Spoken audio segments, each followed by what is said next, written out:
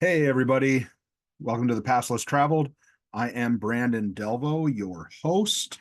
I am sorry for those of you looking at me on video. The sun is kind of starting to shine here in the studio. Um, it's been a crazy couple weeks. And for those of you that are in the living history arena, field, if you will, know that summertime usually brings a lot of history events. So it has been somewhat chaotic the past couple weeks. I'm on the Fort Union Association. So back in mid-June, we were in the middle of doing Fort Union rendezvous planning, which you can go back to that past episode with summer seasonal ranger Leif Holverson and listen and learn a little bit about the keelboat and the fur trade. Really good stuff there. And then here, just this last weekend, we wrapped up with an 1870s Indian Wars event at Fort Buford State Historic Site, where we basically got in a lot of reenactors from all over the region and basically recreated July of 1876. So we already know that Little Bighorn has happened, and really talked about the role the Army plays, how military posts work, supplies, how they're stepping off points for launching campaigns and things like that as the Indian Wars progress. We got about 11 reenactors, which for us in our neck of the woods, uh, we haven't had that many in many, many years, probably at least 10 years, I want to say. So it was great to have folks come from as far as Cody, Wyoming, and from as far as Grand Forks, North Dakota. So, I mean, many thanks to all those that showed up, many thanks to all those that made that happen. And it is a lot of work when you do events. So that kind of maybe, and then we had 4th of July holiday too. So it's just been a hiatus. I'm not like some of these celebrities in these big podcasts where these guys can consistently do it every week. They have their schedules and their agents and everything can get chipped out for some of this. I'm just an average guy. I got a family, life, obligations, everything. Some of those celebrities have somebody mow the yard for them. Well, I got to mow the yard. I think we all know that. So that explains a little bit of the hiatus, which I think is totally fine. Um, and I kind of wanted to just go solo on this one, because I obviously won't be able to pull anybody into here. And I'm also been trying to coordinate for our next guest, and some of the things I want to talk about from there. So it got me thinking here, and I've been wanting to see it just on top of life being crazy. But we're going to really just kind of get in depth a little bit and maybe just talk about the American West today, based off of the Kevin Costner movie that recently came out, Horizon. Um, I wanted to see it really bad in theaters. It just, life wasn't working that way. Obviously, to go see a 3-hour movie in a movie theater, when you just have other obligations, it's very hard. And it just didn't happen to work out on a weekend where I could take that kind of time to do it. So I missed out on the theatrical release and getting into the theater, but I took advantage yesterday when I found out it finally made it onto digital. So no different than when Greyhound came out. I hopped on Apple TV, spent the $24, and I wanted to watch it. I've always been a fan of westerns. I remember very, very vividly, as a young kid, dad asking me if I wanted to watch Howard Hawks' Rio Bravo. For those of you that are familiar with westerns, that's John Wayne, that's Dean Martin, Walter Brennan, very early Ricky Nelson.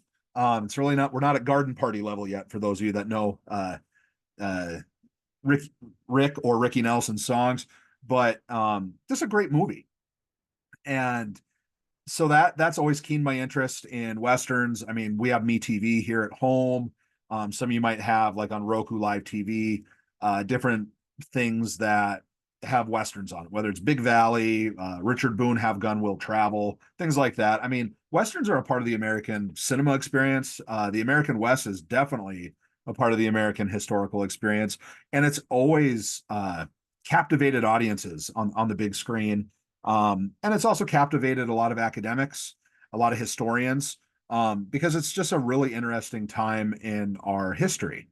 And I mean, the American West doesn't just cover everything just after the Civil War. It's not just, that old adage of, well, the war is over. Now we're all just turning the other way and looking west. I mean, the American West and the exploration of it, it's going on, like in some of our past episodes with like Leif Halverson.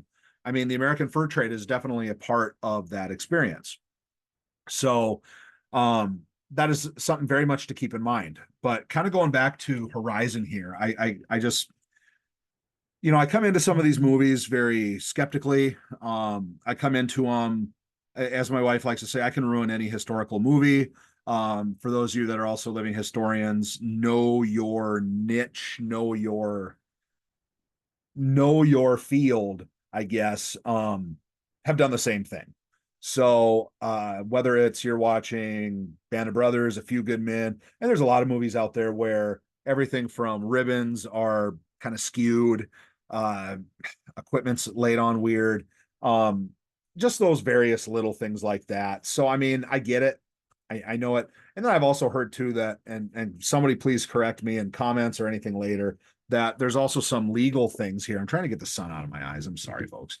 Um, there's some legal things out there where they can't be totally accurate on some things. If that's the case, fine. But to kind of go back to Horizon, so I'm a fan of Kevin Costner.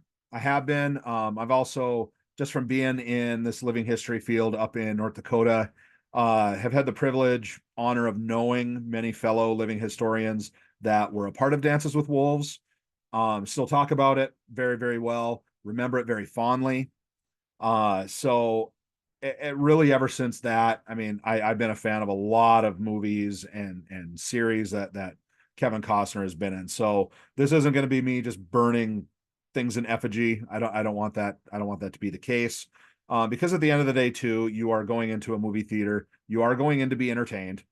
So not everything meets the purity test, like we like to say. And an old analogy I always like to use is that, to get people in the door back in the 60s at Little Bighorn Battlefield, which, wearing the shirt here, uh, it, not everything in the gift shop met the purity test. I mean, there was a point in time you're selling rubber tomahawks with pink feathers to get people in the door. Not everything meets the purity test, but you're still trying to captivate an audience. So I just want to say, first and foremost, they did that. They did that very well, and they captured a lot of emotion. I think their musical scores were great and everything else. So with that, I just really wanted to be clear on everything like that. That is if this thing does go viral or whatever. But I enjoyed it. I mean, I enjoy a good movie. They had a great cast. Lot of well-known actors, a lot of well-known actors or familiar ones that have been in a lot of Costner's past projects, whether it's the hit TV series Yellowstone, AMC movie actors. I mean, just a wide array of well-known actors. So that's just awesome all around that you can get a cast like that, together to kind of almost do like The Longest Day. You got all these well-known actors for their time are getting on the screen and telling this story. So I think that's really awesome. But just to kind of give people some rundown, and this is taken off just International Movie Database, a little bit of the storyline of chapter one. So this is supposed to be, 4 chapters, if you will, of this epic story. Is basically, it says, explore the lure of the Old West and how it was won and lost through the blood, sweat, and tears of many, spanning the 4 years of the Civil War. So we're looking at from 1861 to 1865.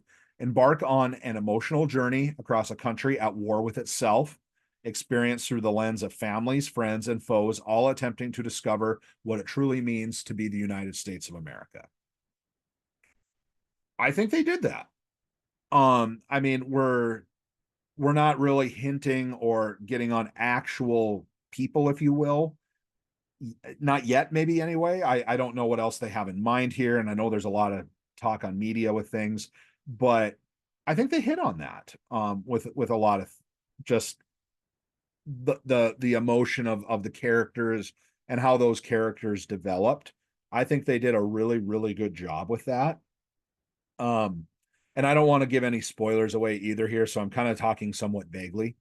But to capture on those characters, to develop them, I mean, you're not coming in knowing their names right away. You really do have to follow the dialogue and really invest yourself into those characters as they're created. And I think that's just good directing, number one. Um, I think that's the way it should be done. And I do agree with some of the statements out there that uh, some of cinema, we've been brought into a corporate model, if you will. Lots of the old adage of storytelling, I guess is what I'm trying to say, has died for a period of time. And what I mean by that is, prime example, you look at old uh, James Bond movies, whether it's Roger Moore or Sean Connery, they told a story. Goldfinger told a story. Uh, and some of that got lost with just the way action movies were going to be, with needing to always have all those explosions and people sliding over car hoods and you know, doing the Matrix dive, dodging bullets and things like that. Whereas, I mean, movies, you know, like Goldfinger, or just another one for its time, Bullet, Steve McQueen. I mean, it tells a story. And I think Horizon hits that mark with telling the story. I mean, yeah, there is some, you know, guns going off and some other things like that. But to really tell the story and the dialogue, I think is really great. I'll also mention too that with the Native American contingent, you have Native Americans actually speaking their native tongue, uh, which I think is actually phenomenal. No different than a good World War II movie. The Germans should be speaking German. The Japanese should be speaking Japanese. We can all read captions. I mean, it's pretty much on our TVs. So kudos to them. I like seeing that happen. Um, you know, sometimes nothing drives me more crazy than seeing Germans in a World War II movie and they're speaking with a British accent. Like, it's just wonky to me.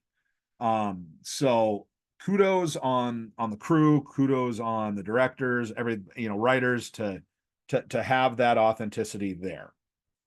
I think that is awesome all around. And I'm going to kind of go into some other things here. So I got talking with a friend of mine last night about this. He's a well-known living historian and has worked on numerous projects and whatnot. And I just kind of want to go over some spots and kind of just discuss it. Like I said, this is just a very open discussion. It's not going to have a lot of flow with it, because it just I'm just throwing some shots out there and just some things from some notes I was taking actually while I was watching it. So yes, I was taking some notes. I know that sounds really weird to me, but um, so I do think, you know, given how long it was, to start off with, I think it's great. I think it's great that it broke out of that corporate model of 90 minutes. And I think it's great that it told a story.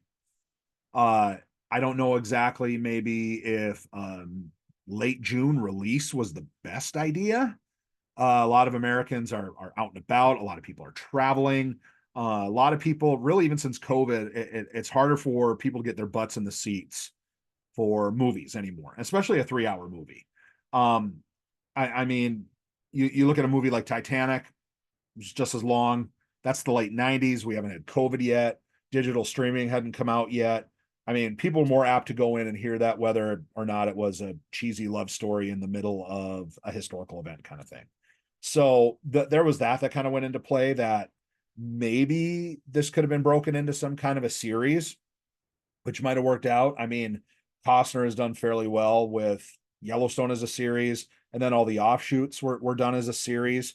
I think that really helped a lot of people. Then again, I'm not at that higher level and know what any of those inside conversations are, obviously. But it also kind of reminded me a little bit, for those of you that might remember, there was a TV series a while back had Matthew Settle. For those of you maybe a lot sooner might remember, he played Captain Spears in Band of Brothers. There was a show back in the 90s. I don't remember the exact year, but it was called Into the West. And it was a series about, you know, these characters are moving west, but they're also kind of encapsulated around some of these major historical events that take place during the American West. And I think that's actually pretty cool. Um, but so that was kind of one thing that we did touch on a little bit. And I mean, we both agreed on that, and I think that was great. Uh, but we also, you know, with the marketing stuff, I mean, I know Costner and I know some of the other actors, they were on the late night talk shows, the commercials, everything. I mean, they hit the marketing stump hard on this thing. And I got to give kudos to that as somebody who's worked in marketing. I think their marketing was great on it. But just because you have great marketing and just because you have you know, a high dollar budget and the ability to do this, and you have a great team, I think their graphic designing was great. Their messaging on it, I think it was great. Just because that all those cogs in the wheel go into place, it still might not motivate people at the end of the day. I always tell people marketing is a study of people more than it is just about, phraseologies like KPIs and ROIs and whatnot, SEOs, and it's really at the end of the day, I mean, what's going to motivate that person in late June to want to spend 3 hours in a movie theater? It's a totally valid thing. And for them to set a precedent of, hey, we're breaking out of this corporate model, I think is good. But they're going to have to build on that. They're going to have to maybe take it in the shorts a little bit just to get people out of old habits, because a lot of people don't like change, uh, especially older folks, and it just changes hard. So me, I don't mind it. I'll sit and watch it. I mean, I watch Das Boot a couple times a year. I watch Gettysburg a couple times a year.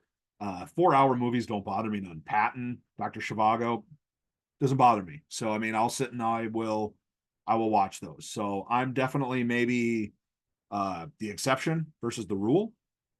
So I got to give kudos to them for their marketing. I thought they did a great job on it. I thought the cinematography that they used in the trailers was great. And I thought it did make me interested to be like, hey, I want to go check this out and see it. So awesome. With that, I do think we got to get into some authenticity stuff. So some of this movie is taking place obviously kind of 1850s into the Civil War, the mid 1860s is kind of your timeline. I want to be the first to say that I think a lot of the costumes for all the civilians, just a lot of your actors in general, was very good. Uh, there's actually, when I watch some of these, I'm kind of like, I like Kevin Costner's bandana. I like that. I like that style. I like that pattern. I think a lot of us reenactors would agree with that. I think we like that stuff. We like to see different patterns, how it looks on clothing, vests, coats, how firearms are worn, things like that. I think that was very well done.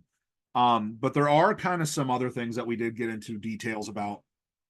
One, and I don't know who it is, uh, but there's somebody on some of these crews, and I don't know if it's the same person. I sat and watched all the credits, and I've had some friends uh, that were on the filming of like 1883 and some of these other ones, but I don't. And so, like I said, I'm just speculating here, but I don't know if it's the same person. But there is somebody on this crew or somebody out there that has an obsession with fur, and you're asking like, what? If you watch the Horizon movie, you're going to see a couple characters with their costumes where they have fur, and it's just weird. Like, people automatically have this Jeremiah Johnson thing of, well, there's mountains and pine trees out here, so they must have worn fur on stuff.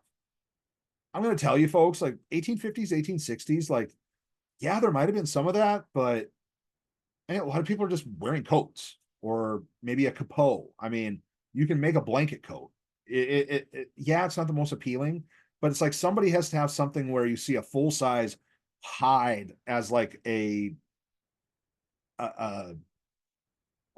like a head cover or something for a coat. Like, you have to, like, it looks weird. Uh, and I know I had a buddy that was on 1883 that actually kind of got into it with somebody that was trying to put fur on some of his stuff, and he brought his own stuff. He's very well accurate. He knows his stuff. So he's kind of like, no. But like I said, I'm just speculating. But the fur thing, no. Like, just be done with it. And I don't know if they do that of like more villainous characters, like would have looked this way. Like, bad people in the American West just look no different than anybody else. You can pull up a book on outlaws or cowboys, and you're going to see them wearing a lot of same clothing patterns that everybody else would have worn. So it's really not so much always the clothes that make the man kind of thing. So I think that's something to very much to keep in mind. That was kind of that's just maybe a little pet peeve that I have. Most people might not notice that, but it's just kind of the first thing. Like, let's put it to bed. Let's draw, quarter it, kill it, shoot it, drag it outside, shoot it again. Like, let's just be done with it. Some other authenticity things, and this is maybe where I get to be a little bit of a stickler, is the military side. So you have entities in this movie where cavalry and infantry are used. Along with that, the frontier was being established. There were military posts out on the frontier way before and during the Civil War. People had to man those forts. Some of those units were transferred out to the east to fight in the Civil War. There were manpower shortages. That's where you get galvanized Yankees. They're paroled Confederates that are essentially filling in a manpower shortage by the end of the Civil War. That's a whole other topic for a whole other day. But just to kind of give you some clarification on that, there are some great books out there. Really, two of the quintessential ones I like to use for, or maybe a building block, if you will. There's a lot of good ones on the Indian Wars, but for maybe a little bit of this time period to give you an idea, Frontiersman in Blue is a great book by Robert Utley. And also after that, kind of your post-Civil War, you're getting into Frontier Regulars. Covers a lot of the Indian campaigns, a lot of what life was like for soldiers out here. So kind of going back to the infantry and the cavalry contingent. First glance right away, when you see the cavalry kind of rolling up over this hill, I kind of was like, oh boy, here we go. Like yellow hat cords, all this other stuff. Like, I mean, they had this stuff. I get it. They would have had hardy hats, not tan hats. They would have had civilian hats too. But I mean, some of the frontier units were a little more ragged. Military discipline was still a thing though. But some of these things would not have really been incorporated a lot out in the field. So, and some other things. I mean, it's great to see close-ups of Michael Rooker as a sergeant major, but always wearing brass scales. No, I mean, that's kind of more of a Sunday dress parade thing. So, but it does add an appeal. It's great to see that on a mounted services jacket. But kind of some other things too that I take into account is the wear and the look of some of the gear. And nothing drives me more crazy because with Civil War gear, especially federalized gear, you have a cartridge box that's slung on one side. So you have a brass baldric, and then you have your cartridge box that would have a US plate on it. Then you have your belt that goes over that, that would have a cap box that would sit right beside your belt buckle on your right side. And then on your left, you would have a bayonet. Now, bayonets sometimes aren't as used widely and going into the Indian Wars on campaign, because when you're fighting essentially indigenous tribes, a bayonet isn't going to do you any good. So it's not like the combat out in the East where you're fighting these big massed battles and doing these massed attacks. Bayonets, you'd figure out over time, are going to be a thing of the dodo. But there's a lot of scenes where they pan the camera and you get a good look at some of the soldiers' gear. One scene, and I've seen it at reenactments all the time, and you try to square guys away. There's a cap box right in the middle of a guy's back on his belt. You guys are killing me here. Like, somebody's got to recognize that. You got to have stuff in the right place. There's also some instances where guys are wearing like holsters on their belts with pistols, like really not for privates. I mean, you're not going to see that as much. I didn't see a lot of other NCOs in some of the stuff. I mean, you see kind of, the officers, you see like a colonel, you see a lieutenant, and then you see the sergeant major. Don't see much in the way of other NCOs or corporals. They would have been around there. That's something else to kind of keep in mind too. And then there's some scenes where the sergeant major is kind of doing some stuff like with one or two of the privates. Nothing bad. It's kind of in a context of it's a little more lighthearted, I guess. So, but I mean, some of that wouldn't have really happened. I mean, that wouldn't have taken place at all. So, but that's just some stuff to kind of keep in mind.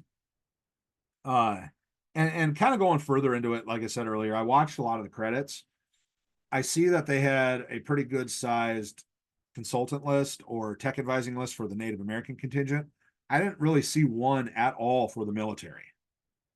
I guess my appeal to Costner or to some of the movie industry is if you're going to be dealing with mounted contingents and you're going to be dealing with a foot contingent of military, you at least need to have one person that can handle the mounted contingent And there's a lot of great cavalry reenactors out there that know their stuff and know this time period very well. That'd be great to lean on, that are great to work with. And same thing for infantry. Um, and there's a lot of reenactors out there that would love to be a part of projects like this if it's put to good use. And these are all reenactors that also know the standards, they know the discipline, they know when to turn it on, essentially turn the button on and be in that type of mindset, and they know how to wear their gear correctly. And sometimes it's just those little details that add up over time. You got to do them. So that's just some stuff to keep in mind with that. That military tech advising needs to be a thing. I mean, with the amount of a mounted contingent that they had, they should have had somebody on site that could have got some of these reenactors in that mindset of, knowing what stable call is, knowing what the different parts of the saddle, and how the equipment lays on the mount, and how to just conduct yourself as a cavalryman would have for the time period. And then the same goes with the mounted or excuse me, the foot side as well. I think that would just go a long way. So I think I've kind of gone that far with some of that. But some of the plot you really do got to follow again, and just keep in mind of some of the people. And I think it, like I said, it's only chapter 1, but it'll start to kind of, enough pieces of the puzzle will start to kind of come together a little bit over time. And I did start to notice some of that a little bit. So those emotional experiences with the storyline are going to happen and take place. And I mean, there's quite a few of them, just even early on in the movie. I mean, it really kind of gets your attention with some of the scenes. But it's emblematic of just how much of a fight it was for the American West. And I think they did a really good job of showing the strife and the struggles of those that were coming west, and then those that had already been out here, the Native Americans. And I think it's good to see that story. It's good to see a good fair amount of that. Dances with Wolves didn't really allow for maybe some of that full story with the way that narrative was. No different than Band of Brothers didn't allow for what it was like when those guys came home, whereas the Pacific did. Kind of the same thing. Excuse me. But there definitely was, and I agree with my buddy that we were talking to last night. There was a lot of there were emotion, and just how you feel watching it, and how that is conveyed in the script, the cinematography, and everything else. So, I mean, even the ending of this first thing really kind of caught my eye of like, wow. I mean, this is kind of what's coming up. This is really eye catching. And that goes along with the musical score. Like I said earlier on, the musical score is good. They did a really good job of just, captivating the music of the moment, and what uh I like to say, music kind of it captures that emotion of like, this is grand, this is epic, this is big. The American West was big. It was an expanse. It was, it encapsulated, struggle, success, failure, uh heartbreaking loss, big victories, just everything. And the music really encapsulated a lot of that. Just, the music, kind of that music of just movement, just people are moving out here and everything else. So great job on the musical score. A lot of the extras, the clothing was phenomenal as well. It wasn't just people that were just handed hand-me-downs in the background. I mean, they spared no expense on making sure that everybody uh, was taken care of. And I'm sometimes the guy who watches the corner of the frame, and just to see how people interact, and what some of those outfits look like. So I mean, awesome job on some of that. Um, Really a big thing too is just where they filmed a lot of this. I know they filmed it in some other locations. They filmed a lot down in Utah. Um, just beautiful, absolutely just awe-inspiring country. It really keeps your attention. And the fact that they did some of the things they did with whether it's like a mining camp, a town, whatever. I mean, just the fact that they did some of these things where they did it is just absolutely amazing. And it just really captures your attention. It's so broad, it's so big. I think they knocked it out of the park. And that goes along with some of the scenes they shot too, of just knowing that those backgrounds are there while they're shooting some of these scenes. Um, it just, I mean, it brings you back almost, or makes you think of, what this would have been like for those people over 150 years ago that were making their way out here and taking that big gamble to come out west. So I mean, kudos, awesome job. Just kind of going through here some of the other notes that we have here. Um, I think that kind of covers some of it, but I mean, just it comes, when we kind of weigh it out, I mean, overall, not bad, not bad. Everything's in the eye of the beholder. Some other folks are going to say, no, I thought it sucked. Others are going to say, well, you were too hard on it. That's fine. Everybody sees it, the way they want to see it and perceive it. But I guess really some of my plea, going back to some of the tech advising, is to maybe just add just those little other things into it. I mean, this was a big project, so it wasn't like they were short on cash flow. And I know Mr. Costner also put a lot of his own money into this project too, which I think is amazing because this was a storyline that he'd started back in the 80s.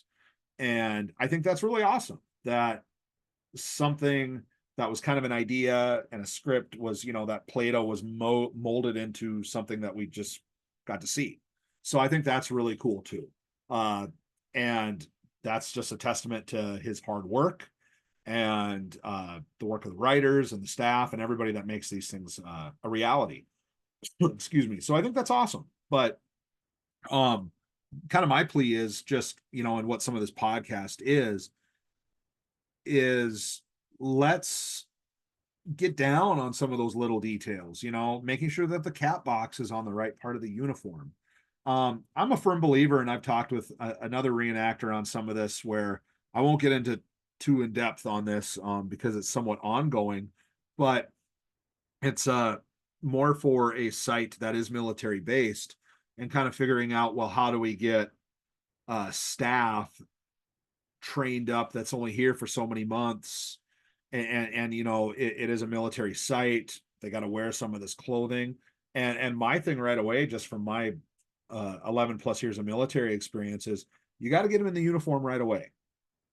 And I would say that with the actors and the extras, get them in the uniform if that's their main character is going to portray uh military. Get them in the uniform, get them used to how it feels, and then essentially do some classroom instruction based off of that. This is how soldiers would have wore this uniform.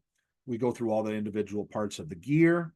This is what a cap box was. This was the purpose it served. This was a cartridge box. You open it up. This is where the rounds would have been. This is where your tools would have been. We break it all down, and it's a very crucial thing to do. How canteens were worn, how knapsacks were worn. With cavalry, it's a totally different ballgame. You're getting into horse tack, care of the mount, everything else. The nice thing about all this is there's manuals on this stuff. There's originals still out there. There's enough PDFs out there. There's enough free resources where you can look up point sets. You can look up Hardy's tactics. You can look up Casey's, Gilham's, whatever. Like all this stuff is out there. These manuals where we can just essentially glean off of it.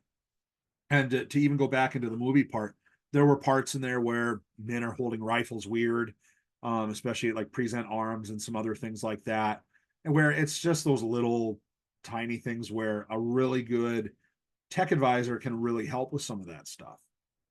But going back to some of the gear, it's good to familiarize extras or seasonals, whether it's at your site that you might be working at. You got to have them familiar with this stuff so they wear it properly. Because when they can convey an impression of a soldier of that time period, when they're handling themselves, where they're having the perfect posture and how they carry themselves, that gets conveyed onto the public. And in this case, this gets conveyed onto me as a consumer watching a film. And that is very, very important. That's something that you just have to have in a film. And that even comes down to just those little parts of the gear as well. I mean, there were a lot of soldiers that didn't have baldricks on their cartridge box slings. They would have had those things out there. Let's take the time and invest in the proper stuff. Plus, there's a lot of makers of this stuff that would love to get on a contract with one of these things. It's supporting them. It's supporting the hobby. And it might also draw in other reenactors. That's another tapped resource. If there's a way that some of these movie companies can tap into some of these living history groups, do a call out, do a casting call, plan it out far enough ahead where, hey, we need people for this movie a year in advance. We're looking at having X number of cavalry, X number of infantry. There's enough people out there, and if some of the directors and the cinematographers, directors of photography, whatever, would work with some of these reenactors, I think you would actually see a really good degree of authenticity. I know a lot of people in this field that do a phenomenal job, and that have also done tech advising too, and they do a good job with it. So, end of the day, like, just don't skimp on this stuff.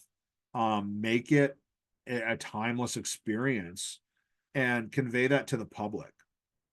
Another thing that I just remembered, kind of going back into the movie a little bit, there's a little bit of what I like to call the Fort Apache syndrome. So this military fort that's kind of in this movie, it's I guess kind of filmed down in Utah. You see some of the red cliffs and things like that. And you kind of see a military post that kind of has some of the logs, or the hewn log wall, if you will. And I call that the Fort Apache syndrome. And I mean that where I talk to a lot of public, whether it's at Fort Union or Fort Buford, and they see four walls and they automatically kind of go into like the movie Fort Apache with John Wayne, where the old adage in the 50s and 60s and these old westerns was, well, they built these forts with four walls, looked like some out of F Troop, and it was a defense against Indians. Well, Fort Buford had four walls and palisades in its first in its infancy, mainly to deter Indians, yes. But as the Indian campaign shifted over time, as they shifted more west, that defensive posture went down. The walls get tore down, they get used for other buildings and such. And a lot of military forts go into different phases. What a post should have looked like really for this movie, if we really wanted to get super accurate with it, would maybe almost look like something similar to what was in the Christian Bale movie Hostiles. That's more of a post in Colorado, but you're seeing, more of some whitewashed buildings or more of a actual like blue color. There's some really good source stuff out there on military paint and what was painted on buildings in the Frontier Army. But you have more hip roof design, more gable roof designs, things like that. But in this, you're kind of seeing log tower and part of a log wall, and I'm kind of just cringing, going, nope. Even in these years, some of these posts would not have had that. And when you're looking at scenes where you're in more barren sagebrush country, where are you pulling these logs from?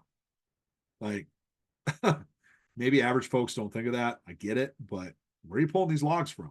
That's kind of where I'm going. Like, is there another fort around here that you tore down? I mean, they did that with Buford, because even with by the after the mid 1860s, you're seeing an area that's devoid of a lot of trees just due to years of using it as fuel, whether it's for steamboats or for the fort itself. So you got to ask yourself that. But you're in a part of the country down there where you don't typically have a lot of trees.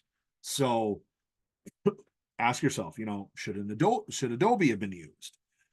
Things like that.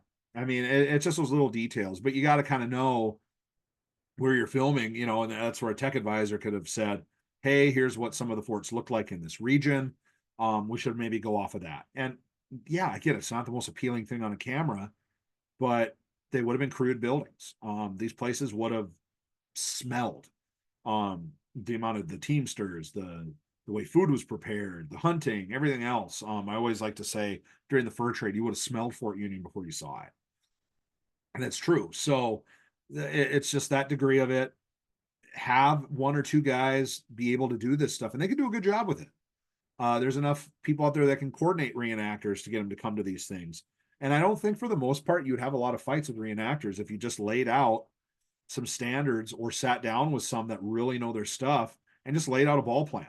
Lay out a ball game with it. Like, hey, here's what's going to be the plan. Here's how we're going to do it, and structure it right. I think you would see a lot more detail into some of these films. And there's also good reenactors out there that do a really good job in first person. If you had them doing speaking roles, they'd be great in it. I look back at the movie Gettysburg. They asked and did a massive call out for reenactors. Excuse me, and it worked out very, very well for them. So you got to be willing to work with people. I know a lot of times these movie companies, they kind of recruit out of the local community. That's fine, but get a tech advisor in and get them associated with the uniforms and the gear and how to wear it and familiarize themselves with it. That type of classroom instruction doesn't take too long. You can get guys looking pretty decent in a day, and you can get guys somewhat versed on a manual in a day as well. So it is not hard to do that, and I can testify to that as a reenactor where, even this past weekend we brought in people from all over the region, and we had kind of two mindsets of this is the way the manual was, and then a little bit of this is the way we've always done it. And really at the end of the day for the public, we managed to all come together and look pretty damn good.